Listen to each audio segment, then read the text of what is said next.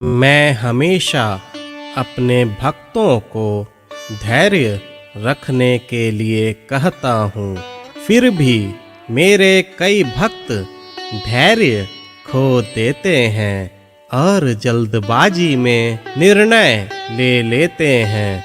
लेकिन इस प्रकार का निर्णय हर बार सही साबित नहीं होता। तुम्हें यह अवश्य सोचना चाहिए कि जल्दबाजी में निर्णय लेकर अपनी मंजिल बदली नहीं जा सकती। बेहतर होगा कि अपने गुरु पर विश्वास रखो एवं धैर्य के साथ प्रतीक्षा करो।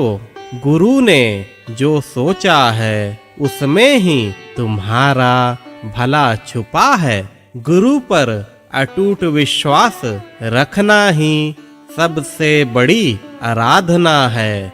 अगर मन में यह भावना बैठ जाए कि बाबा जो करेंगे अच्छा ही करेंगे, तब तुम्हें फिर कुछ विचार करने की जरूरत नहीं। उसी समय से तुम मेरी जिम्मेवारी बन जाते हो और तुमसे जुड़े सभी लोग मेरी जिम्मेवारी बन जाते हैं, जिसका वहन मैं कई जन्मों तक करता हूँ।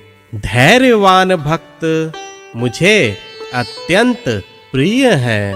उनका सारा कार्य मैं खुद करता हूँ। उन पर कभी भी आँच नहीं आ सकती, क्योंकि उनकी रक्षा मैं स्वयं करता हूँ। अपने मन के सभी विचलनों को दूर करो। एकाग्र होकर मेरे प्रति निष्ठावान रहो। बस मन ही मन साईं साईं का जाप करो। यह जरूरी नहीं कि किसी प्रकार की विशेष पूजा की आवश्यकता है। सच्चे भाव से जो मेरा सिमरन करता है उसे और कुछ भी करने की जरूरत नहीं होती। मेरे बच्चों का मेरे प्रति प्रेम ही मेरे लिए उनकी पूजा है। मेरे बच्चे, मैं कहीं भी रह सकता हूँ। मैं कण कण में व्याप्त हूँ। मुझे किसी महल या बड़े घर की जरूरत नहीं।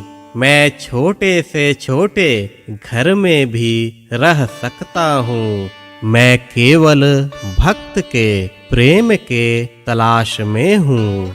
मुझे जो अपने प्राणों से भी ज्यादा प्रेम करते हैं, उनके लिए मेरे सभी मार्ग खुल जाते हैं। उन्हें स्वतः आत्म साक्षात्कार होने लगते हैं। मैं प्रायः उनके स्वप्न में आकर उन्हें दर्शन देता हूँ। उन्हें मैं यह अनुभव कराता हूँ कि मैं उनके साथ हूँ, मैं उनके पास हूँ।